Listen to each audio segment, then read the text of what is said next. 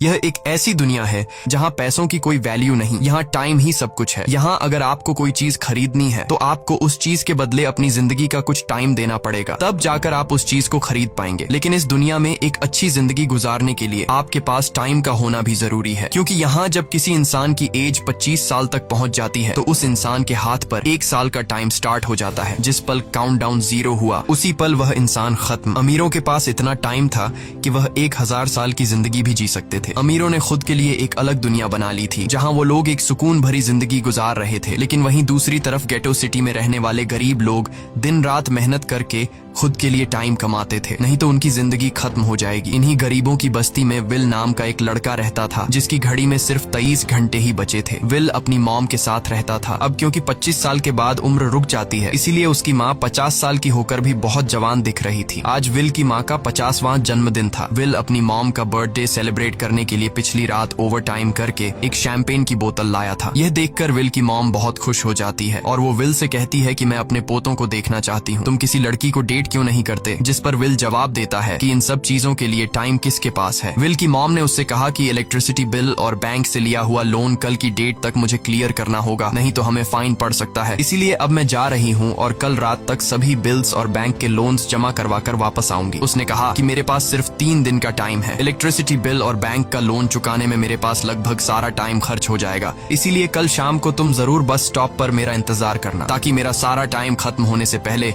मैं तुमसे कुछ टाइम ले सकूं। इस पर विल ने कहा ठीक है, मैं टाइम पर पहुंच जाऊंगा। जाने से पहले विल की माँ विल के हाथ को छूकर उसकी बॉडी में 30 मिनट ट्रांसफर करती है ताकि विल अच्छा नाश्ता खरीद कर खा सके। इसके बाद दोनों अपने अपने काम पर निकल गए। रास्ते में विल के पास एक छोटी बच्ची आती है। वो विल को एक कैप्सूल देकर विल से उसका थोड़ा सा टाइम मांगती है। विल मुस्कुराते हुए उस छोटी बच्ची को कैप्सूल में अपनी जिंदगी का 5 मिनट का टाइम दे देता है और वह चली जाती है। यहाँ हमें पता चलता है कि यह लोग अपने टाइम को एक कैप्सूल में स्टोर भी कर सकते हैं, जिससे यह लोग कभी भी यूज और ट्रांसफर कर सकते हैं। इसके बाद विल काम के लिए फैक्ट्री पहुंच जाता है। काम शुरू करने से पहले वह कॉफी लेने जाता है, लेकिन वहाँ वह देखता है कि हर एक चीज का दाम डबल हो गया है। जहां पहले कॉफी 2 मिनट की मिलती थी, अब उसका प्राइस डबल होकर 4 मिनट हो चुका है। यहाँ पर कभी भी किसी चीज का भी दाम बढ़ा दिया जाता है बिना किसी अनाउंसमेंट के। ये बात विल को बहुत बुरी लगती है। मजबूरी में विल ने भी कॉफी के लिए अपनी जिंदगी के 4 मिनट पे किए और काम पर लग गया। दिन भर के काम के बाद रात के वक्त विल अपने दोस्त के साथ एक बार में जाता है। विल का दोस्त एक नंबर का शराबी था। वह हर वक्त शराब के नशे में टली रहता। विल का दोस्त विल को इशारे में बताता है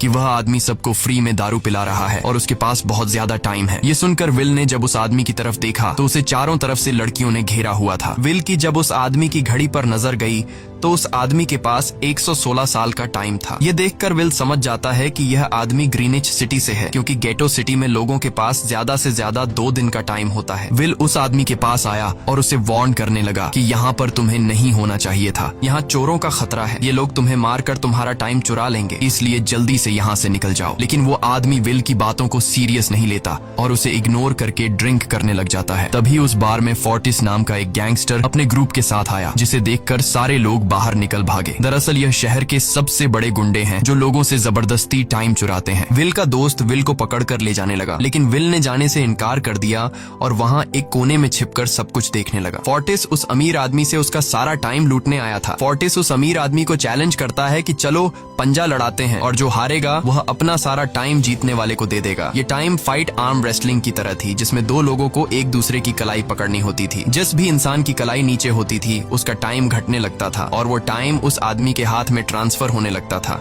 जिसकी कलाई ऊपर होती थी। इस तरह जीतने वाला इंसान सारा टाइम उस दूसरे आदमी से अपनी बॉडी में स्टोर करके उसे मार देता।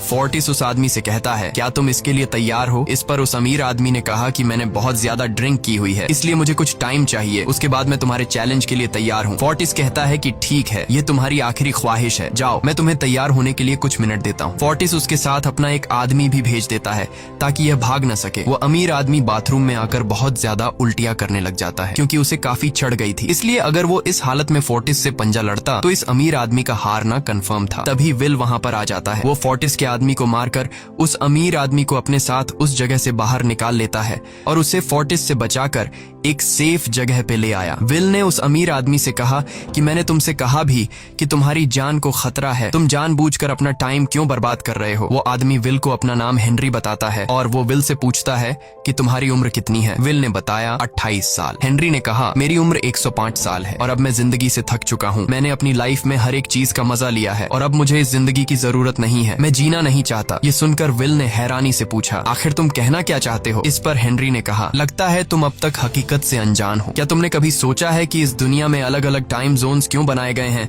आखिर क्यों तुम्हारे टाइम जोन गेटो में किसी भी वक्त चीजों के दाम और टैक्स बढ़ा दिए जाते हैं? दरअसल महंगाई जानबूझकर बढ़ा दी जाती है ताकि गरीब लोग मरते रहें और उनकी मौत का फायदा ग्रीनविच टाइम जोन के अमीर लोगों को होता रहे। असल में ये सारा सिस्टम उन्हीं का बनाया हुआ है। जरा सोचो, वहाँ ग्रीनविच टाइम जोन में लोगों के पास जीने के लिए हजारों साल हैं, लेकिन यहाँ गेटो में तुम लोग हर रोज जीने के लिए मेहनत मजदूरी करते हो। ऐसा इसलिए है क्योंकि उन्होंने तुम्हें यह करने के लिए मजबूर किया है। वो लोग तुम लोगों को ज्यादा टाइम देना ही नहीं चाहते ताकि तुम लोग मजबूरी में उनके लिए काम करते रहो। वो लोग महंगाई बढ़ाकर तुम्हें ज्यादा से ज्यादा टाइम खर्च करने पर मजबूर करते हैं ताकि तुम्हारे टाइम से वो हमेशा की जिंदगी जी सकें। उन्होंने अपनी जिंदगी का हर एक दिन गरीबों की मौत से इकट्ठा किया है और मैं ऐसी जिंदगी बिल्कुल भी नहीं जीना चाहता जो किसी गरीब मजबूर इंसान की मौत से मिली हो। ये सब सुनकर विल समझ गया कि हेनरी बहुत ही नेक दिल इंसान है। हेनरी ने विल से आगे पूछा अगर तुम्हारे पास मेरे जितना टाइम होता तो तुम क्या करते? विल ने मुस्कुराकर कहा कि सबसे पहले मैं बार बार टाइम को देखना छोड़ देता, क्योंकि उस वक्त भी विल के पास सिर्फ 18 घंटे होते हैं। वो सोने से पहले, सोने के बाद, खाना खाते टाइम हर वक्त अपनी घड़ी देखता रहता है क्योंकि मुझे डर लगता है कि कहीं मेरा टाइम खत्म न हो जाए और मैं मर न जाऊं। विल कहता है कि मेरी मॉम घर संभालने के लिए बहुत ज्यादा मेहनत करती है। अगर मेरे पास तुम्हारी तरह इतना ज्यादा टाइम होता तो मैं अपनी मॉम के लिए ग्रीनविच सिटी में एक अच्छा घर खरीदता और हम दोनों वहाँ पर खुशी से जिंदगी गुजारते। इसके बाद विल ने हेनरी से कहा आज रात हमें यहीं रुकना होगा, सुबह तक खतरा टल जाएगा, तब तुम वापस अपने घर लौट जाना। इसके बाद ये दोनों सो जाते हैं। सुबह उठकर हेनरी देखता है कि विल अभी भी सो रहा है। वो विल के पास आता है और उसके पास जितना भी टाइम होता है वो सारा का सारा विल को ट्रांसफर कर देता है और अपने पास कुछ ही मिनट बचाकर एक ब्रिज के ऊपर जाकर बैठ जाता है। विल जब नींद से जागा तो उसने देखा कि हेनरी वहां से जा चुका है।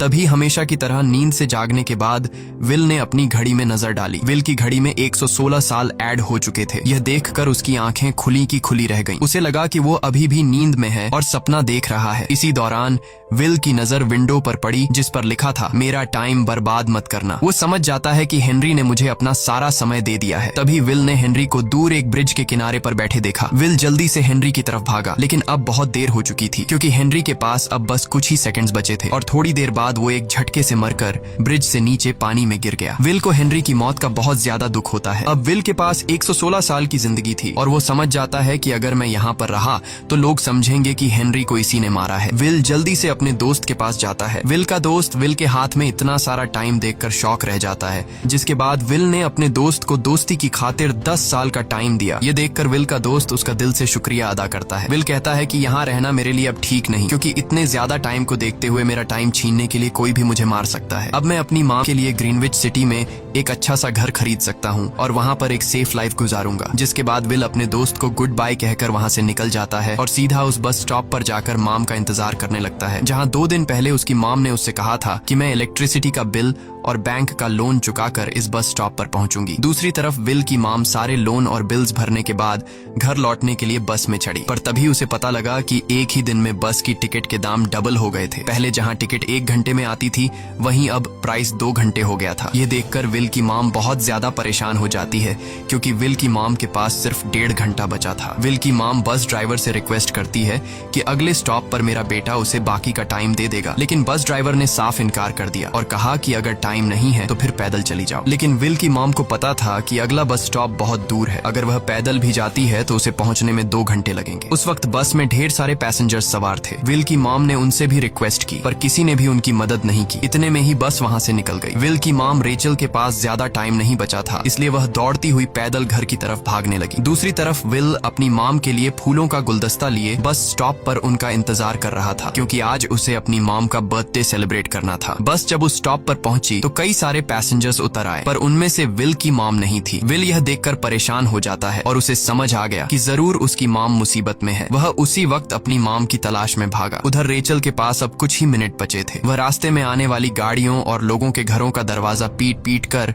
उनसे थोड़ा समय उधार मांग रही थी, लेकिन कोई भी उसकी मदद करने को तैयार नहीं था। इधर विल जब कुछ दूर गया तो उसे उसकी मॉम दौड़ती हुई नजर आ गई। अपनी मॉम को भागते हुए देख विल समझ गया कि उनके पास ज्यादा टाइम नहीं है। वह अपना हाथ आगे करके तेजी से उनकी तरफ दौड़ने लगा। उधर रेचल के पास अब सिर्फ 10 सेकंड्स ही रह गए थे। वह भी पूरी तेजी से विल की ओर भाग रही थी, लेकिन जैसे ही रेचल अपने बेटे विल के पास पहुंची, उसका टाइम खत्म हो जाता है और वह मर जाती है। यह देखकर विल को बहुत दुख होता है, क्योंकि उसने अपनी मॉम के लिए क्या कुछ नहीं सोचा था। वह चीख चीख कर रोने लगा। अगली सुबह तक हेनरी की डेड बॉडी टाइम कीपर्स को मिल चुकी थी। ये टाइम कीपर्स वहां पर इन्वेस्टिगेशन करते हैं। आज की दुनिया में टाइम कीपर्स होते थे जो पुलिस की तरह थे। इन टाइम कीपर्स का काम भी क्राइम को रोकना होता है। टाइम कीपर्स के ऑफिसर रेमंड ने उस जगह में अच्छी तरह से जांच की, लेकिन उसे कोई भी क्लू नहीं मिला। तभी रेमंड की नजर उस ब्रिज के पास लगे सीसीटीवी कैमरा की तरफ गई। वह सीसीटीवी फुटेज चेक करने सीसीटीवी रूम के लिए निकल पड़ा। दूसरी तरफ विल समझ चुका था कि उसकी मॉम की मौत के लिए ग्रीनिच में रहने वाले अमीर लोग ही जिम्मेदार हैं, जिन्होंने गेटो शहर के लोगों को एक एक सेकंड का मोहताज बना दिया है। अब विल उनसे बदला लेने ग्रीनिच की तरफ निकल पड़ा और यहाँ से होती है असल कहानी शुरू। ग्रीनविच सिटी में एंटर होने के लिए विल को 1 साल का टाइम खर्च करना पड़ा और ग्रीनिच सिटी जा पहुंचा। वहाँ जब विल ने अमीर लोगों का लाइफस्टाइल देखा तो उसकी आंखें खुली की खुली रह गईं। वहाँ लोगों के पास इतना टाइम था कि वो लोग मरने का नाम तक भूल गए थे। यहाँ पर अमीर लोग के बॉडीगार्ड के पास भी 100 साल से भी ज्यादा का टाइम था। ये देखकर विल गुस्से से लाल हो जाता है, क्योंकि विल जिस शहर से आया था वहाँ पर लोगों के पास सिर्फ 24 घंटे की जिंदगी थी। विल वहाँ एक महंगे होटल में रुकता है। खाना खाते दौरान एक बहुत ही खूबसूरत लड़की विल को देखती है, जैसे उसे विल पसंद आ गया हो। दूसरी तरफ टाइम कीपर रेमंड हेनरी की मौत के वक्त का सीसीटीवी फुटेज चेक कर रहा था। तभी उसे फुटेज में विल दिखाई देता है। हालांकि कैमरा ने हेनरी को ब्रिज से गिरते हुए रिकॉर्ड नहीं किया था, लेकिन उस फुटेज में विल ब्रिज के पास खड़ा नजर आ रहा था, जिससे रेमंड को विल पर शक होने लगा। इसलिए रेमंड ने अपनी टीम को विल के बारे में जानकारी इकट्ठा करने को कहा। रिसर्च के दौरान टाइम कीपर्स को यह बात पता चल जाती है कि विल नाम का एक आदमी बहुत सारा टाइम खर्च करके ग्रीनविच सिटी में एंटर हो गया है, जिससे रेमंड को यह बात कंफर्म हो जाती है कि विल ने ही हेनरी को मारा है। रेमंड उसी वक्त अपनी टीम के साथ ग्रीनविच शहर की ओर रवाना हो गया। दूसरी ओर ग्रीनविच शहर में विल एक कैसीनो में आया, जहाँ कुछ अमीर लोग पोकर खेल रहे थे। विल भी उनके साथ बैठ जाता है। एक नए आदमी को देखकर ये लोग उस पर हंसने लगते हैं, लेकिन विल गैम्बलिंग में माहिर था।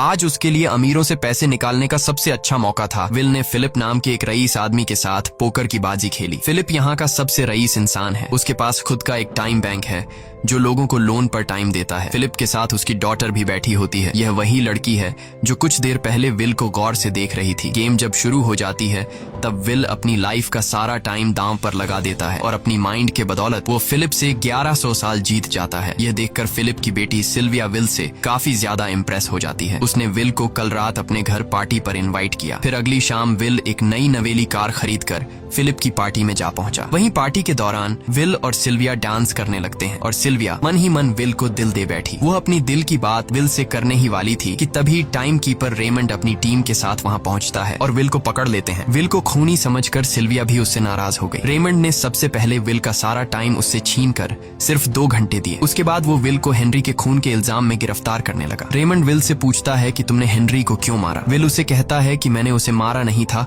बल्कि वो खुद जीना नहीं चाहता था, इसलिए उसने मुझे 116 साल दी और बाद में उसने खुद की जान ली। लेकिन रेमंड विल की बात पर यकीन नहीं करता। विल समझ जाता है कि रेमंड मुझे हेनरी के झूठे केस में फंसाकर उम्र भर कैद के लिए मुझे जेल में डाल देगा। इसलिए वह मौका देखते ही रेमंड के आदमियों को मारकर खुद को आजाद कर लेता है और उनकी बंदूक लेकर सिल्विया को बंदी बना लिया। सिल्विया को ढाल बनाकर विल उसे साथ लेकर भाग निकला और रेमंड और उसके आदमियों को चकमा देता हुआ वापस गेटो शहर आ पहुंचा। इस दौरान विल के पास टाइम काफी कम बचा था। उसने सिल्विया से कुछ टाइम उधार मांगा, लेकिन सिल्विया ने उसे 1 सेकंड भी देने से इनकार कर दिया, क्योंकि वह भी उसे हेनरी का खूनी समझ रही थी। इसलिए वो और तेजी से गेटो शहर की तरफ कार दौड़ाता है ताकि वहां पहुंचकर किसी से टाइम उधार ले सके। जल्दबाजी में उसका ध्यान आगे सड़क पर बिछी कंटीली तारों पर नहीं पड़ता, जिससे टकराते ही विल की कार ब्रिज से नीचे गिर जाती है। इस एक्सीडेंट में विल और सिल्विया बेहोश हो गए। असल में रास्ते में वह कांटे फोर्टिस और उसकी गैंग ने बिछाए थे। फोर्टिस ने देखा कि सिल्विया के पास 10 साल का टाइम था। वो सिल्विया का सारा टाइम चुरा कर वहां से निकल जाते हैं। इतने में ही विल और सिल्विया को होश आया। सिल्विया ने जब अपने हाथ की तरफ देखा तो वो परेशान हुई, क्योंकि उसके पास सिर्फ सिर्फ 30 मिनट ही बचे थे और विल के पास भी कुछ मिनट ही बचे थे, पर फिर भी उसने सिल्विया को अपने कुछ मिनट दिए, जिससे इन दोनों का टाइम बराबर हो गया। इसके बाद विल सिल्विया को लेकर जल्दी से अपने दोस्त के घर जाता है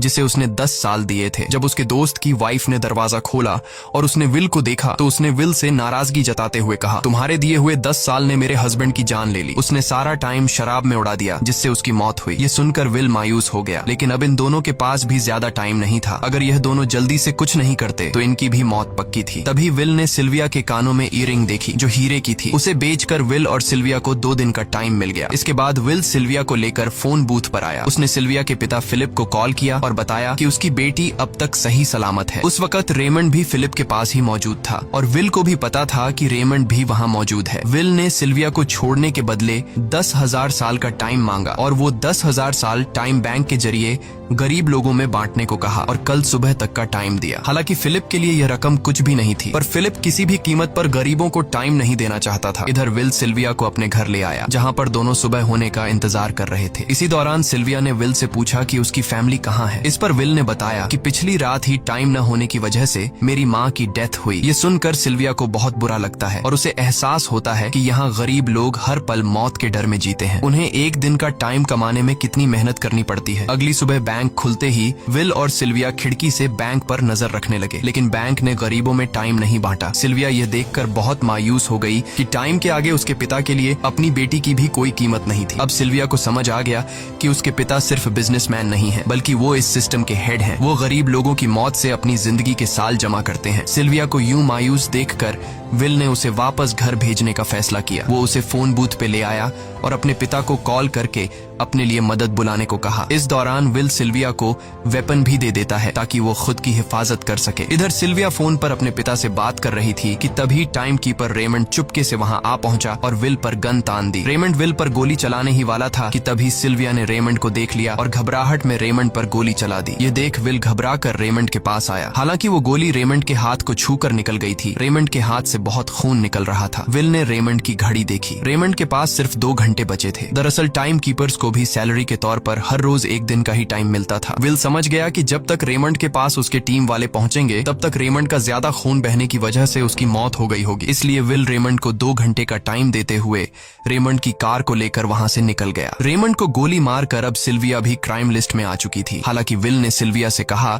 कि वो अभी इन सब से निकल सकती है, लेकिन ग्रीनिच में सिल्विया की जिंदगी पिंजरे में कैद पंछी की तरह थी। उसके पिता फिलिप ने उस पर बहुत सारी पाबंदियां लगा दी थीं, पर यहाँ आकर उसे आजादी का एहसास हो रहा था क्योंकि यहाँ वो अपनी मर्जी की मालिक थी और सिल्विया समझ जाती है कि यहाँ पर लोगों के साथ गलत हो रहा है। अब वह भी गरीबों को उनका हक दिलाने में विल के साथ थी। विल और सिल्विया ने मिलकर अमीरों को लूटना शुरू कर दिया। सिल्विया जो कि ग्रीनिच सिटी के चप्पे चप्पे से वाकिफ थी, इसलिए इन दोनों ने प्लान बनाया कि वो ग्रीनिच सिटी में बैंक से टाइम कैप्सूल चुराएंगे और उनको गरीबों में बांट देंगे। सिल्विया ने सबसे पहले अपने पिता फिलिप के कई सारे बैंक्स में डाका डाला क्योंकि फिलिप ने गरीबों की मौत से वह सारा टाइम इकट्ठा किया था। इन दोनों ने तिजोरी से सभी टाइम कैप्सूल एक बैग में पैक करके वहां से निकल गए और उन्हें गरीबों में बांटने लगे। इतनी बड़ी चोरी करने के बाद अब सरकार भी इन दोनों से तंग आ चुका था, इसीलिए सरकार ने इन दोनों के सर पर 10 साल का टाइम इनाम रख दिया। ये खबर सुनते ही गैंगस्टर फोर्टिस अब इन दोनों को कुत्ते की तरह ढूंढने लगा, लेकिन विल और सिल्विया हर रोज अपना ठिकाना बदलते रहते थे जिससे वो किसी के हाथ नहीं आते थे। यह दोनों एक होटल में छुपे हुए थे। इनके पास टाइम की कमी तो थी नहीं, इसलिए उन्होंने पूरे होटल को ही बुक कर लिया था। फोर्टिस इन दोनों की तलाश में उस होटल के बाहर आ पहुंचा। वहां उसने कुछ लोगों को पकड़कर उनसे विल और सिल्विया के बारे में पूछने लगा, लेकिन उन लोगों पर विल और सिल्विया के बहुत एहसानात थे, इसलिए ये लोग मरने के लिए तो तैयार थे, पर विल और सिल्विया का ठिकाना बताने के लिए तैयार नहीं थे। लेकिन जब फोर्टिस ने उन लोगों पर बहुत ज्यादा जोर जबरदस्ती की तो उनमें से एक बंदा मौत के डर से फोर्टिस को उस होटल के बारे में बता देता है जहां विल और सिल्विया छुपे हुए थे, जिसके बाद फोर्टिस फौरन अपनी गैंग के साथ वहां पर पहुंच जाता है और इन दोनों को पकड़ लेता है। अब विल और सिल्विया का उनसे बच पाना नामुमकिन था। फोर्टिस ने विल को एक टेबल पर बैठा दिया और उसे टाइम फाइट के लिए चैलेंज किया। विल समझ गया कि अगर मैंने चैलेंज से इनकार किया तो फोर्टिस के गैंग वाले लोग मुझे मार देंगे, इसलिए क्यों ना आज इसके साथ पंजा आजमाया जाए। फोर्टिस और विल ने एक दूसरे की कलाई पकड़ ली और मौत का खेल शुरू हुआ। फोर्टिस माहिर खिलाड़ी था। उसने शुरुआत में ही विल का हाथ नीचे कर दिया, जिससे विल का टाइम तेजी से फोर्टिस में ट्रांसफर होने लगा। लेकिन विल बिल्कुल जोर ही नहीं लगा रहा था, जैसे कि वो जानबूझकर हार रहा हो। पर जैसे ही विल के पास अपनी लाइफ के 3 से 4 सेकंड बचे, तभी विल ने अपनी पावर दिखाई और एक झटके से फोर्टिस का हाथ नीचे कर दिया। फोर्टिस की आंखें खुली की खुली रह गईं। वो पूरा जोर लगाकर अपना हाथ ऊपर करने की कोशिश कर रहा था, लेकिन विल की ताकत के आगे वो ढीला पड़ चुका था। ये देख फोर्टिस के आदमियों का ध्यान फोर्टिस की घड़ी पर अटक गया। अब उनका बॉस मरने वाला था। इतने में ही मौका पाकर विल ने अपने जूते से गन निकाली और पलक झपकते ही फोर्टिस के सारे आदमियों को शूट कर दिया, क्योंकि अगर वो ऐसा नहीं करता तो वो लोग उसे मार देते। इसी के साथ फोर्टिस का टाइम 0 हो गया और वह भी मारा गया। विल और सिल्विया जल्दी से वहां से भाग निकले। इसी दौरान उन्होंने देखा कि अमीरों ने सारा खेल पलट दिया था। विल और सिल्विया ने गरीबों में जितना भी टाइम बांटा था, उसकी वैल्यू अब कुछ भी नहीं रही थी, क्योंकि अमीरों ने महंगाई के दर को कई गुना बढ़ा दिया था। यह देख विल हारा हुआ महसूस करने लगा और उसे लगा कि मैं कभी भी इन गरीबों को उनका हक नहीं दिला सकूंगा। उसने सिल्विया से कहा कि अब सब खत्म हो चुका है। अगर वो लोगों में 1000 साल भी बांट दें तो अमीर लोग महंगाई को और ज्यादा बढ़ा देंगे, जिससे लोगों की हालत कभी नहीं सुधर पाएगी। सिल्विया ने कहा कि कोई तो रास्ता होगा। इस पर विल ने कहा कि हमें लाखों साल चुराकर इन लोगों को देने होंगे, तब जाकर हम लोग महंगाई को कंट्रोल कर सकते हैं। हालांकि यह इतना आसान नहीं था, पर सिल्विया ने इसके लिए एक प्लान सोच रखा था। अगली ही सुबह जब फिलिप अपने बॉडीगार्ड्स के साथ ऑफिस पहुंचा, तभी सिल्विया वहां आई और उसने अपने पिता से कहा कि वो सरेंडर करना चाहती है। तब सारे गार्ड्स ने सिल्विया पर गन तान दी, लेकिन तभी वहां पीछे से गार्ड के बेस में छिपा विल वहां आ पहुंचा। उसने फिलिप के सर पर गन रखी और उसके जरिए लॉकर का दरवाजा खुलवाया। विल और सिल्विया ने फिलिप के लॉकर से एक टाइम कैप्सूल चुरा लिया, जिसमें 10 लाख साल का टाइम मौजूद था। इस टाइम कैप्सूल का एक साल गरीबों की ही मौत से आया था। विल और सिल्विया वह टाइम कैप्सूल लेकर भाग जाते हैं। इधर रेमंड को जब यह बात पता चली तो वह फौरन विल और सिल्विया के पीछे लग गया। जब रेमंड ने अपने हाथ पर घड़ी को देखा तो उसके पास 1 घंटे से भी कम टाइम बचा हुआ था। वह हेडक्वार्टर कॉल करके कहता है कि मुझे मेरी सैलरी कैप्सूल में भेज दो, मेरे पास टाइम कम है। लेकिन इससे पहले कि वह अपनी बॉडी में कैप्सूल से टाइम ट्रांसफर कर पाता, उसे विल की कार दिख जाती है और वह कैप्सूल से अपनी बॉडी में बिना टाइम ट्रांसफर किए उनके पीछे लग जाता है, क्योंकि अगर वो 10 लाख साल गरीबों को मिल जाते तो गेटो टाइम जोन का हर एक इंसान अमर हो जाता और अमीरों का बनाया पूरा सिस्टम तहस नहस हो जाता। रेमंड ने विल और सिल्विया को पकड़ने के लिए अपनी पूरी जी जान लगा दी, लेकिन वो उन्हें रोक नहीं पाया। विल और सिल्विया रेमंड को चकमा देकर गेटो शहर आ गए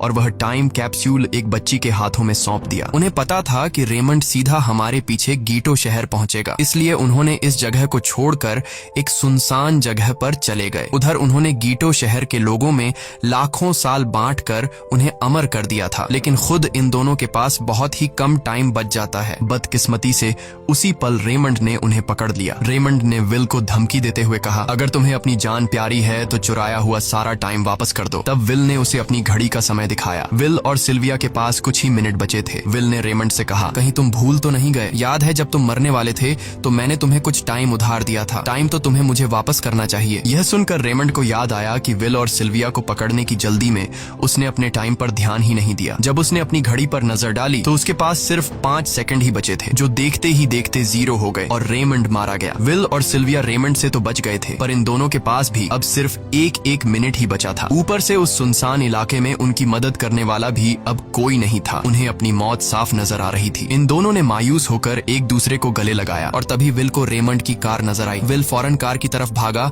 और वहां पहुंचकर उसने रेमंड की सैलरी का टाइम अपनी घड़ी में ट्रांसफर कर दिया। इसके बाद वह सिल्विया को भी टाइम देने उसकी ओर भागने लगा। सिल्विया भी तेजी से विल की ओर दौड़ रही थी। सिल्विया के पास कुछ ही सेकंड्स बचे हुए थे। यह बिल्कुल उसी तरह का पल था जिस तरह से विल ने अपनी मॉम को खोया था। विल ने अपनी मॉम को तो खो दिया था, पर सिल्विया को नहीं खोना चाहता था। विल सिल्विया के बिल्कुल करीब ही था, पर तभी सिल्विया विल की बाहों में गिर पड़ी। लकीली विल ने सही वक्त पर सिल्विया का हाथ थाम लिया था, जिससे उसकी जान बच गई। विल और सिल्विया की बदौलत अब डेटन शहर के सारे लोग अमर हो चुके थे। अब उन्हें एक घंटे कमाने के लिए फैक्ट्रीज में काम करने की जरूरत नहीं थी। वह सभी अपने सपनों को पूरा करने ग्रीनिच शहर की ओर निकल पड़े, जिससे अमीरों का बनाया सारा सिस्टम फेल हो गया। वहीं इसी के साथ यह कहानी खत्म हो जाती है। अगर आपको वीडियो अच्छी लगी हो तो हमारे चैनल को सब्सक्राइब और वीडियो को लाइक जरूर कीजिएगा।